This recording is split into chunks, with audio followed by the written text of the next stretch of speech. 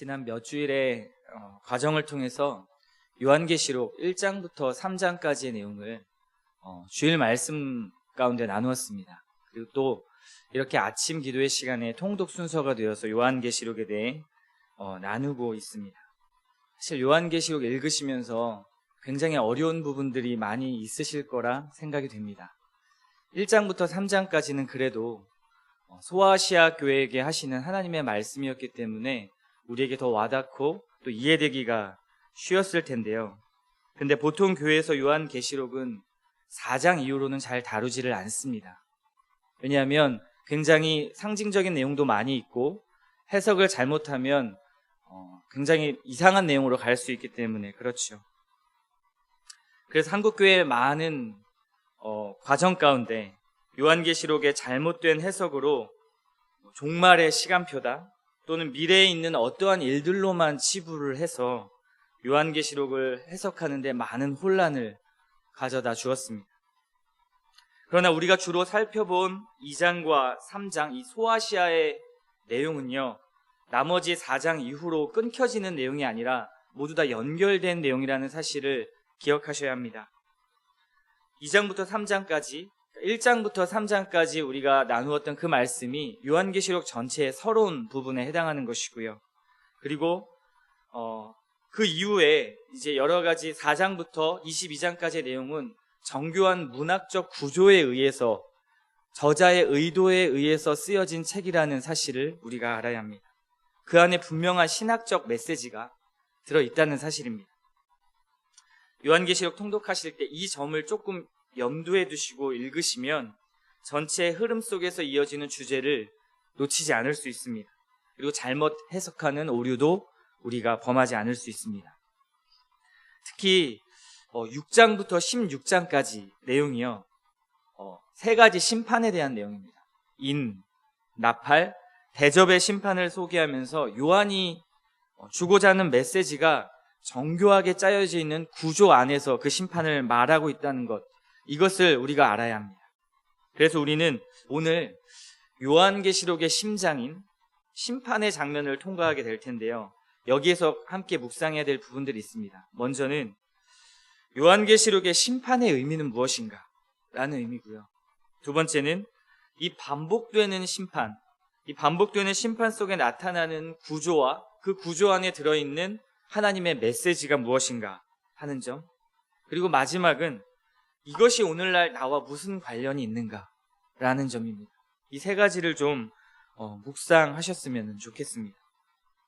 먼저 우리가 던져야 할 질문은요, 과연 우리가 이 심판의 말씀을 정말 무섭고 두려워하는 말씀으로 받아야 하는가라는 것입니다. 심판의 메시지를 읽다 보면 굉장히 두렵고 공포스럽기도 하죠. 또 하나님께서 요한계시록에서 보여주신 이 심판은 과연 어떤 대상에게 주어지는가, 그리고 어디에서 시작하는가, 이것이 중요합니다. 여기서 심판의 대상이 매우 중요한데요, 하나님은 누구에게 이런 무시무시한 심판을 하려고 하시는 걸까요? 그 답을 9장 4절에서 말씀합니다.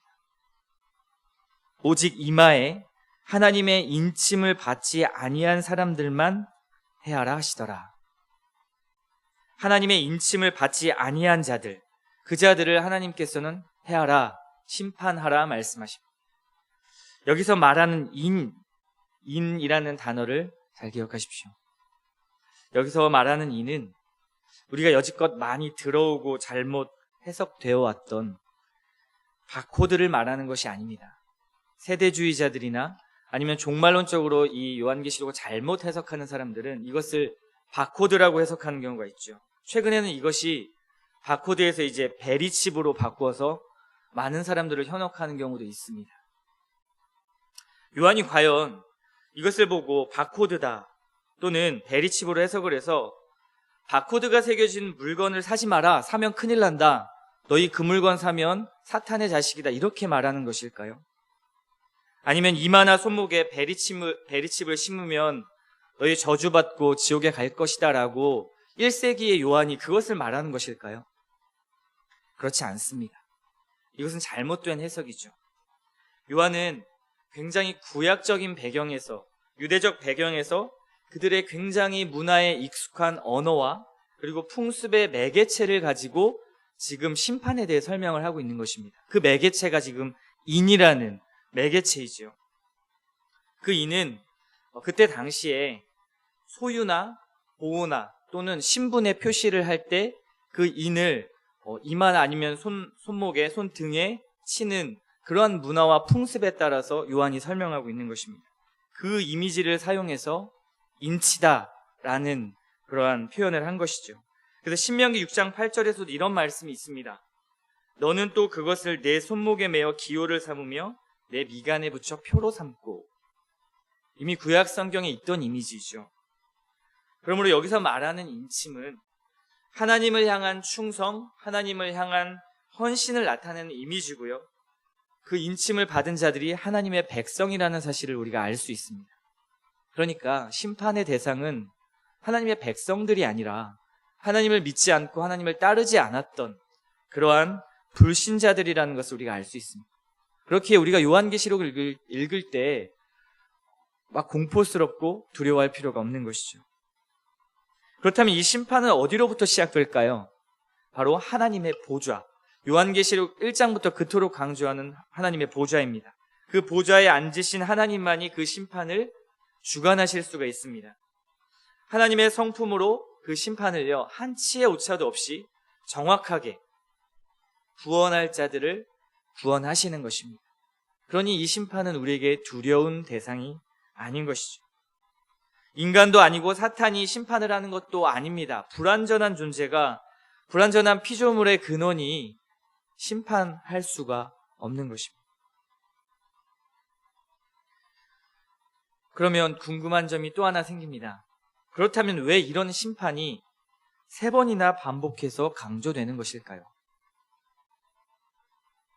이것은 1차적으로는 2장과 3장에 소개되는 소아시아 7교회에게 하시는 말씀이고요. 그리고 지금 21세기를 살아가고 있는 교회들에게 말씀하시기 위해서 이 3번이나 반복해서 심판을 강조하시는데요. 이런 것입니다. 지금 하늘 보좌에서 벌어지고 있는 일을 좀 봐라. 하나님이 세상을 주관하고 있다라는 사실을 좀 보아라. 우리의 아버지 되시는 하나님께서 자녀인 너희들을 위해 일하고 계신다. 내가 인침받지 않은 저들을 심판하는 것을 보아라. 지금 이 심판들은 너희들에게 단순히 공포를 조장하려고 하는 것이 아니다. 오히려 너희의 구원을 확실하게 하고 너희들이 이 심판에서 얼마나 안전한지를 보여주는 나의 사랑이다. 이것이 3번의 심판, 이 메시지 안에 들어있는 것입니다. 이 심판을 통해 오히려 구원의 확신과 하나님의 백성을 향한 주님의 그 러브스토리를 보여주시기 위한 의도가 담겨 있는 것이죠. 그러면 왜 3번일까요? 왜 3번인가? 여기에 하나님의 사랑이 있습니다. 이게 정말 하나님의 사랑을 보여주기 위한 스토리라면 한 번의 심판으로 우리를 좀 덜 무섭게 하시고 덜 공포스럽게 하시고 그 끔찍한 것들을 한 번만 보여주셔도 되는데 자꾸 수정하고 보충하면서 3번의 심판을 반복하셨습니다. 심판이 계속 있으면 더 고통스럽죠. 더 무섭습니다. 왜 그럴까요? 왜 하나님께서는 이렇게 하셨을까요? 이것은 기다림과 인내라는 하나님의 성품에 근거한 것입니다. 하나님의 성품은 끝까지 기다리시고 끝까지 참아주십니다. 한 번의 심판을 3번으로 연장하는 것은 하나님의 은혜이죠. 하나님의 기다림과 인내의 성품이 없다면 그 누구도 소망할 자가 없습니다.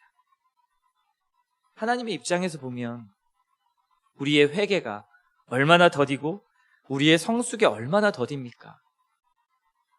10년, 20년이 지나도 변하지 않는 나의 모습을 보십시오. 하나님께서 끝까지 참고 기다리십니다. 그럼에도 지속적인 기회를 더 주시기 위해서 하나님께서 긍휼을 베풀어 주시는 것이죠. 여기서 또 한 가지 주목하셔야 할 것이 있습니다. 제가 아까 구조라는 단어를 말씀드렸는데요. 6장부터 16장까지 이 심판 시리즈 중간에 7장과 10장 이 2가지가 끼어든 내용입니다. 무슨 말이냐면 7장과 10장 모두 6째 심판, 모든 심판이 다 7째 심판까지 있는데요. 모두 6째 심판에서 갑자기 7번째 심판을 말하지 않고 다른 이야기를 합니다. 요한이요. 그래서 이 갑자기 끼어든 본문을 조금 어려운 용어로 막간이라는 단어를 씁니다. 신학 용어인데요. 심판의 시간을 지체하게 만드는 본문입니다. 예를 들어서 이제는 6째 심판까지 하고 그 다음 하나님께서 7째 심판을 하실 차례의 본문인데 그 나올 본문에 다른 내용이 갑자기 끼어들어서 있다가 한 장 넘어가고 나서 7번째 심판을 하신다는 것입니다. 이런 것이 2번이나 반복이 되죠. 이것을 막간이라 하고요. 거기서 말하는 하나님의 메시지는 아까와 이 3번의 심판을 강조한 그 메시지와 같습니다. 심판의 시간을 지체하시려는 하나님의 뜻이죠. 하나님의 초점은 심판에 있는 것이 아니라 구원에 있습니다. 회개를 기다리는 하나님의 긍휼이 그 안에 담겨있기 때문이죠. 이러한 요한계시록의 구조 속에 굉장한 신학적 메시지가 풍부하게 담겨 있습니다. 그런데요, 계시록 9장 20절을 한번 보십시오. 또 그 살인과 복술과 음행과 도둑질을 회개하지 아니하더라. 하나님께서 지금 계속 심판을 반복하시면서 그 이유는 심판을 연장하시기 위해서 계속 연장시키고 계신데 사람들은 이런 무서운 심판을 받으면서도 회개하지 않습니다. 하나님의 말씀이 끊임없이 선포되고 내 가슴을 찌르고 내 양심을 찌르는데도 회개하지 않는 것입니다. 이 말씀 순서대로라면 9장 뒤에 이제 10장에서는 하나님의 마지막 차례인 7번째 심판으로 그들을 쓸어버려야 할 것입니다. 그렇죠. 회개하지 않았으니까요. 그런데 하나님께서는 그 중간에 막간의 본문을 넣으셔서 그들의 패역함에도 불구하고 끊임없이 기다려주시고 참아주시고 다시 한번 하나님의 품으로 돌아오도록 초청하십니다.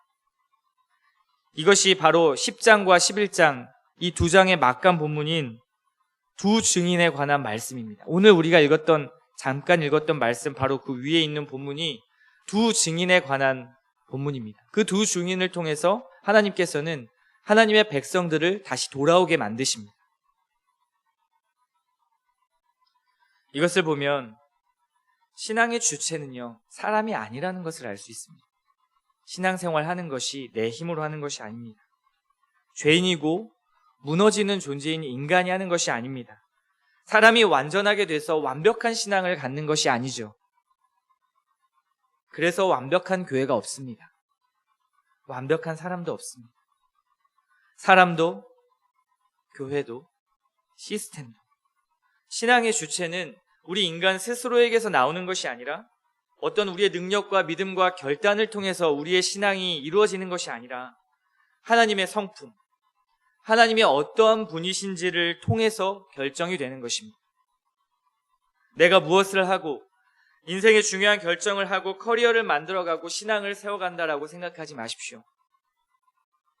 우리의 믿음과 성숙, 우리의 구원은요, 하나님께서 하나님의 열심으로 만들어가는 것입니다. 그래서요, 인생의 무게추, 신앙의 무게추를 이제 나로부터 하나님께로 옮겨야 합니다. 그렇기 때문에 그분이 주신 환경과 상황을 통해서 또 사람을 통해 내가 만나는 모든 상처와 아픔과 기쁨, 여러 가지 경험들을 통해서 하나님께서는 역사하셔서 지금의 나를 만들어 가시고 빚어 가신다는 사실을 잊지 마십시오.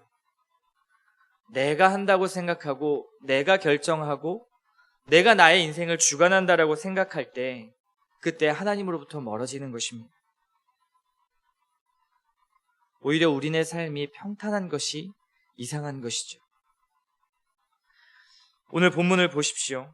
만약 이 신앙의 토대가 사람이었다면, 그리고 나였다면 사람은 여전히 회개하지 않는 참으로 패역한 존재로만 남았을 것입니다.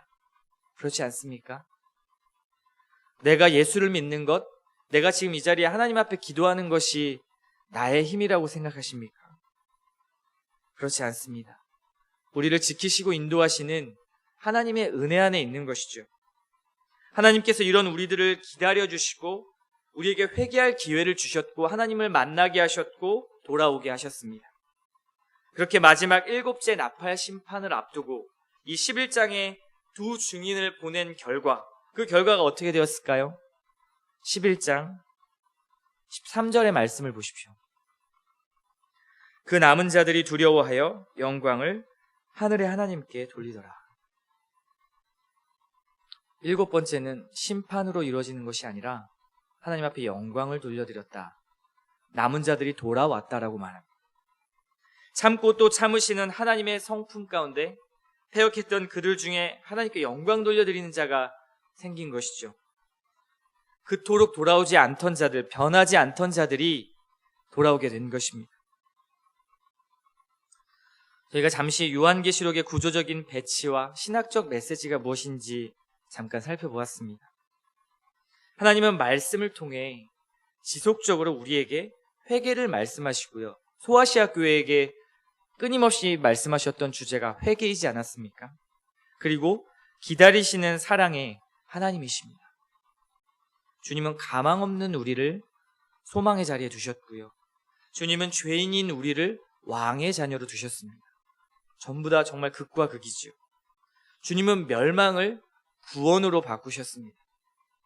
내 힘으로 하면 가망이 없고요.